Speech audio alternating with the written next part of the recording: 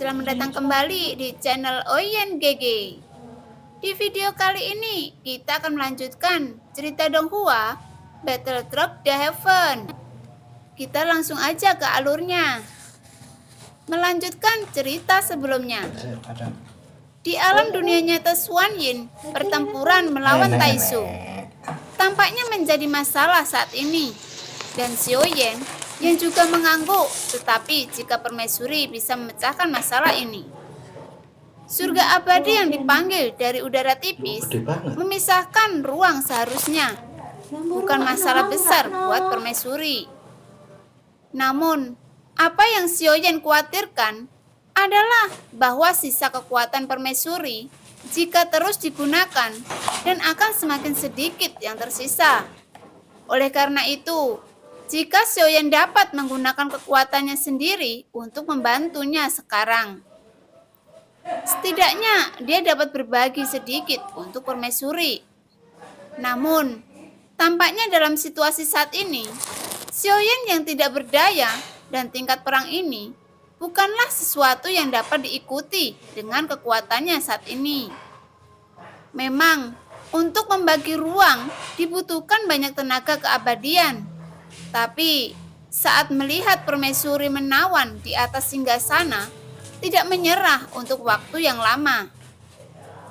Paman, sudah saatnya Anda keluar. Apakah Anda bersedia membantu?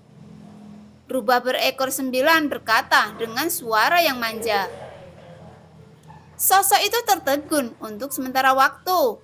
Untuk saat ini, kelima dewa yang telah muncul dari lapu bermata 9 dan totalnya ada 9 dewa. Dilihat dari 5 dewa yang telah keluar, semuanya menunjukkan bahwa sosoknya telah menyebar di medan perang. Oleh karena itu, melalui sosok itu, Anda dapat mengetahui bahwa kekuatan mereka dari lapu bermata 9 dan ada 4 senior yang belum pernah muncul. Dan apa yang dikatakan rubah berekor 9 adalah 4 sosok yang tersisa. Salah satunya dari 4 sosok belum muncul. Xiaoyan juga tiba-tiba teringat saat ini bahwa ketika dia menggunakan lapu bermata 9, sebelumnya ada suara yang sangat aneh muncul pada saat itu. Xiaoyan belum pernah mendengar suara ini, tapi dia yakin suara itu berasal dari lapu bermata 9. Dan setelah suara ini keluar, para senior lapu bermata 9 juga datang untuk membantunya lagi. Ini menunjukkan bahwa suara yang berbicara memiliki posisi yang sangat tinggi di danau lapu bermata 9. Dan setidaknya 5 orang pertama tampaknya mematuhinya. Paman, mari kita berhenti berpura-pura, tidak peduli. Sekarang cukup bagimu untuk muncul saat ini. Rubah berekor 9 berkata, dan lapu bermata 9 ditempatkan di telapak tangan Xiaoyan. Dan saat Xiaoyan hendak berbicara, suara berat yang dia dengarkan sebelumnya adalah yang pertama di antara lapu bermata 9. Saya bukannya tidak ingin mengambil tindakan, tetapi bukan karena saya tidak mau sekarang, tetapi Anda masih harus menemukan cara untuk mengatasi beberapa kesulitan sendiri daripada selalu bergantung pada orang lain. Ketika sebuah suara keluar dari lapu bermata 9, gumpalan asap biru tua keluar, dan seketika gumpalan asap biru menghilang tepat di depan Xiaoyan. Sosok tinggi mengembun di depannya, menggunakan sepasang baju besi perunggu kuno. Tampaknya baju besi itu berbintik-bintik, seolah-olah telah tenggelam di bawah laut. Saya tidak tahu berapa tahun telah terkorosi dan menjadi sedikit serius. Paman akhirnya keluar, dan bukankah Anda bisa berubah menjadi sesuatu yang lebih baik, bukan? Rubah berekor 9 berkata dengan marah. Akan tetapi, sosok tinggi itu tidak menjawab, dan sosoknya membalikkan muka, dan sosoknya 2 kali lebih tinggi dari orang biasa yang hampir mencapai 3 meter. Tentu saja, tidak sulit untuk membuat tubuhnya ketika Anda mencapai tahap melawan dewa. Namun, setelah beberapa generasi, tubuh manusia itu sendiri adalah yang paling sempurna. Karena ketika sosok mereka benar-benar menjadi kuat, itu tidak berhubungan langsung dengan ukuran tubuh. Di antara kekuatan Xiaoyan, membunuh satu kepala dengan satu pukulan. Akan tetapi, ketika dia merasakan kekuatan dari dewa yang lebih kuat, baunya terasa berat. Dewa itu adalah raksasa. Dan di bawah kekuatan yang kuat itu, ketika lengannya mengangkat tinjunya, itu semudah memecahkan telur. Namun, ukurannya yang besar sangat menarik perhatian. Jelas, mungkin dia sangat tinggi dan tidak sengaja melakukannya. Dia memegang perunggu, batang perunggu di tangannya, dan garis-garis di atasnya tidak lagi terlihat jelas karena korosi yang parah. Sejak saat itu, Xiaoyan telah memancarkan rasa kekaguman dan tanda tanya ketika dia berdiri di samping. Meskipun tidak ada sedikit tekanan, Xiaoyan dapat merasakan rasa penindasan yang kuat dengan auranya, seakan dapat memberitahu Xiaoyan bahwa orang ini sangat kuat. Apakah Anda ingin saya mengambil tindakan di medan perang? Mendengar itu, Xiaoyan mengangguk. Jika dia bisa memblokir kerumunan Taisu dan kecanduan Dewa Taisu itu, yang dapat meningkatkan kekuatan pasukan Taisu. Kemungkinannya, jika tidak ada pasokan keabadian untuk pasukan Taisu, membutuhkan terus-menerus. Secara alami akan bisa mengatasi masalah ini. Saya melihat sosok tinggi itu mengangkat tangannya, dan perunggu di tangannya diinjak 3 kali berturut-turut. Xiaoyan yang berdiri di sampingnya merasa bahwa ruang di sekitarnya berputar dan bergetar. Namun, sebelum sosok itu mengambil tindakan, Xiaoyan mendengar sosok itu berbicara lagi. Dia sudah ada di sini, dan itu sangat kuat, bahkan lebih kuat dari ranah saya. Tampaknya Anda tidak perlu khawatir tentang situasi pertempuran saat ini. Semuanya berada di bawah kendali mereka yang telah mengembangkan ranah ini. Sampai saat ini, saya belum pernah mendengarnya, dan sepertinya agak mirip dengan larangan formasi yang dibuat oleh seseorang dengan kekuatan absolut. Itu milik dunia mandirinya. Di dunia ini, dia adalah penguasa mutlak. Sosok tinggi perunggu itu menjawab Xiaoyan. Xiaoyan melihat sekeliling seluruh istana surga abadi. Tidak terasa seperti aula besar bagi Xiaoyan, tetapi sepertinya benua yang luas, karena jika dia melihat, dia tidak dapat melihat ujung istana surga abadi. Beberapa istana dapat dilihat di kejauhan, tetapi tidak terlihat nyata. Menurut orang ini, seluruh yang disebut istana surga abadi hanyalah dunia yang telah diubah oleh permaisuri. Dan pada saat ini, mereka semua diselimuti dunia milik permaisuri. Karena dia sudah ada di sini, aku akan kembali. Bagaimanapun, sosok tinggi siap untuk kembali ke dalam labu bermata 9. Tunggu senior, karena para senior sudah keluar, mengapa tidak menggerakkan otot dan tulangmu untuk bergerak dan membunuh 8.000 orang musuh? Dengan senyum kecut, meskipun sekali lagi, Xiaoyan menyadari kekuatan permaisuri. Tapi dia juga tahu bahwa permaisuri itu hanya sisa jiwa. Karena semakin kuat, dia sekarang semakin cepat. Dia akan dihancurkan. Akan tetapi, Xiaoyan masih tidak ingin begitu cepat permaisuri menghilang. Dan dia masih ingin menemukan cara untuk membantu permaisuri. Karena saat ini, dia tidak dapat dibangkitkan dan dapat bereinkarnasi. Masalahnya adalah bahwa sekarang permaisuri tampaknya juga tidak tertarik tentang itu. Dan Xiaoyan merasa bahwa permaisuri menyukainya. Tentu saja dia menyukai hal semacam ini, dan dia bisa berpura-pura. Namun, Xiaoyan mengerti dalam hatinya bahwa bagaimanapun juga mereka telah berhubungan satu sama lain, dan kedua belah pihak juga memiliki pemahaman yang mendalam satu sama lain. Tetapi sekarang ada pertempuran besar, dan Xiaoyan tampaknya melihat bahwa permaisuri mau mengeluarkan kekuatan terakhir miliknya. Dan kekuatannya saat ini adalah kekuatan terakhirnya.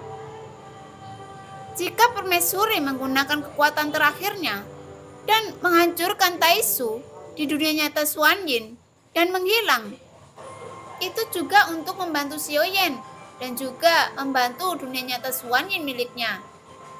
Tidak peduli apakah itu seorang ratu atau orang yang berpangkat tinggi. Tampaknya makhluk kuat ini, ketika kekuatan mereka tumpul ke titik tertentu, mereka akan menghubungkan takdir mereka sendiri dengan dunia. Tentu saja, dalam kesadaran anti kehidupan, kecuali Suesun yang nakal, sosok tinggi menggelengkan kepalanya setelah mendengarkan kata-kata Xiaoyan. Dia tidak suka membunuh. Dan alasan mengapa dia tidak suka membunuh adalah karena dia sebelumnya terlalu banyak membunuh. Jika saya tidak tahu di mana paman mendapatkan kitab suci, memelihara ikan tiap hari dan membaca kitab suci, rubah berekor 9 berkata dengan marah. Apa yang dikatakan rubah berekor 9? Sepertinya di Danau Lapu Permata 9, mereka adalah tetangga yang tinggal di halaman yang sama. Yang membuat Xiaoyan sedikit penasaran adalah adegan seperti apa yang ada di Lapu Bermata 9. Aura pembunuh di tubuh saya terlalu berat. Jadi saya membaca kitab suci yang dapat menenangkan hati saya yang terburu nafsu. Dan saya dapat menistirahatkan mata saya. Namun, di bawah baju besi perunggu yang tampaknya sangat berat, ada suara rendah hati, itu lembut. Dan Xiaoyan yang salah berharap untuk mempengaruhi rubah iblis berekor 9. Jika Anda menciumnya dengan hati-hati, itu seperti keluarga Buddha. Jelas merupakan aroma yang memikat. Dan rubah berekor 9 menggunakan postur yang menawan. Dadanya yang besar dan putih menunjukkan kilo kemerahan. Pinggang ramping dan pantat semok, dan kakinya sangat indah. Melihat ini, Xiaoyan menggaruk kepalanya karena bingung. Tetapi sebelum dia menyadarinya, matanya terkunci secara paksa pada tubuh rubah iblis berekor 9 yang bahenol, dan dia melihat asap aneh di sekitarnya. Dan rubah berekor 9 menjauh dari Xiaoyan. Anda menyebut aroma tubuh budak. Ketika sosok tinggi berbaju perunggu berkata, dan Xiaoyan mendengus pada saat ini. Bahkan setelah pelatihan profesional, dia tidak bisa menahan diri. Rubah berekor 9 menghembuskan nafas dengan tangan di pinggangnya dan memutar jari-jarinya menekan ujung jarinya ke dalam dadanya, memperhatikan sosoknya yang cantik dan pipinya yang imut. Apa yang Anda tahu? Tidak heran Anda telah sendirian selama puluhan ribu tahun. Rubah iblis berekor 9 berkata dengan marah. Dan sosok tinggi itu tidak menjawab lagi, tetapi mengangkat kepalanya dan melihat ke sisi yang jauh. Saya bisa menembak, tetapi saya hanya membunuh 1000 orang. Dan saya tidak akan menembak dengan mudah setelah itu. Suara tinggi itu keluar perlahan. Senior, bisa kan Anda membunuh 2000 musuh dengan kekuatanmu? Xiaoyan mengangkat lengannya dan mengepalkan tinju. Baiklah, 800 musuh, sosok tinggi itu berkata lagi. Dan Xiaoyan tercengang. Mengapa dalam situasi seperti ini tanpa bisa dijelaskan?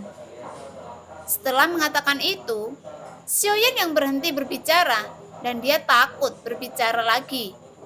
Jika dia berbicara omong kosong lagi, diperkirakan akan diubah menjadi 500 musuh. Namun, membunuh 1000 musuh itu sudah cukup, dan sebanyak itu dapat dihancurkan. Setidaknya dapat mengurangi tekanan pertempuran saat ini. Tanpa peringatan apapun, sosok tinggi itu dengan menyapu keras ke udara dengan kuat, mengejutkan Xiaoyan dan rubah iblis berekor 9 adalah ketika dia mengambil beberapa langkah untuk melihat lebih dekat. Sosok tinggi itu sudah menyerbu ke arah Swilingsun seperti meteorit yang membuat mereka semua menembak mundur. Hampir pada saat yang sama, sepertinya adegan seperti itu mengejutkan Taisu. Nomor 11 sebelum bereaksi, mengapa serangan semua orang padanya berhenti tiba-tiba? Baru setelah dia mendengar suara siulan yang berat di sebelah telinganya, dia mendengar dan melihat sesuatu yang salah lebih seperti patung perunggu bergegas ke arahnya. Pertahanan terkuat baju besi dewa palsu di tubuhnya tiba-tiba diaktifkan dan memulai pertahanan aktif. Akan tetapi, sosok yang seperti patung perunggu yang bersiul di depannya memiliki kemampuan untuk menghancurkannya secara mutlak.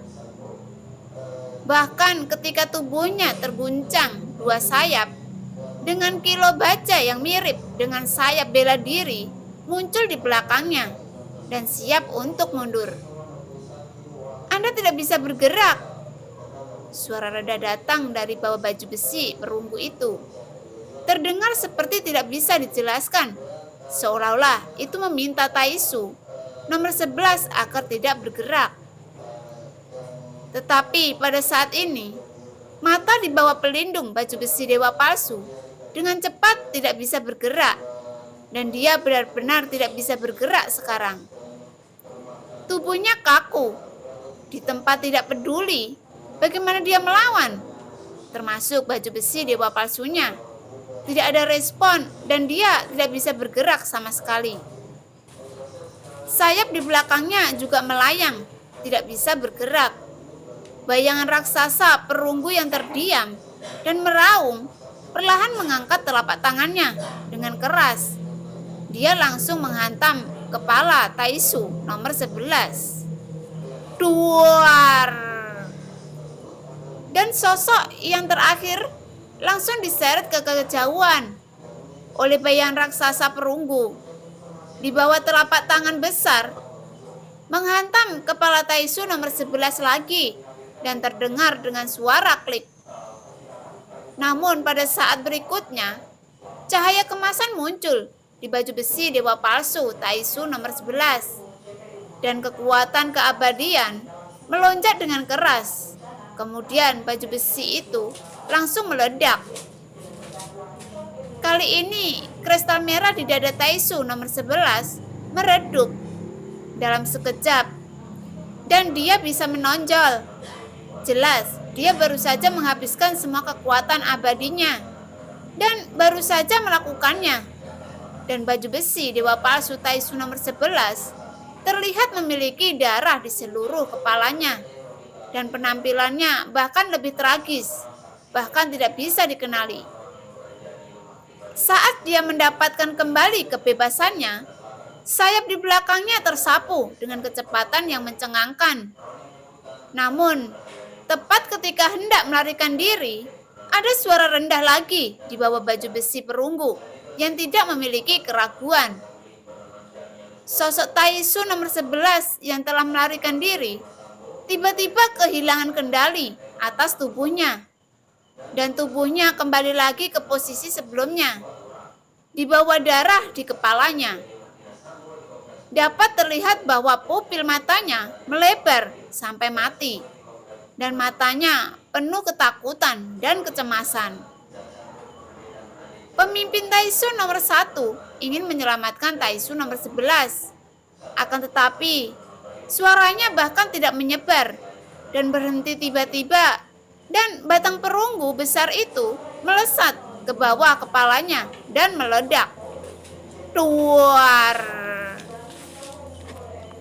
Ketika kepalanya meledak, bahkan dengan baju besi dewa palsu, tampaknya itu rentan di bawah batang perunggu. Tampaknya pertahanan Taisu nomor 11 yang dipaksa untuk menggunakan kekuatan keabadian sekarang dan itu tidak dapat diisi kembali untuk pertama kalinya. Jika kekuatan keabadian hilang, kekuatan pertahanan akan anjlok seketika. Jadi, dia tidak berdaya untuk menahan pukulan itu. Kemudian, Taisu nomor 11 yang dihancurkan itu seperti daging cincang. Akan tetapi, daging cincang itu sepertinya dijahit kembali menjadi semula lagi. Tapi itu bukan kesembuhan, melainkan seperti mayat hidup. Baju besi dewa palsu di tubuhnya berserakan, dan itu belum sepenuhnya runtuh. Jadi, dia mengikuti di belakang sosok perunggu dan terlihat sangat menakutkan. Jelas, ketika dia dibunuh bukanlah akhir dari kehidupannya setelah mati. Ia harus dikendalikan dan bertindak sebagai bawahan.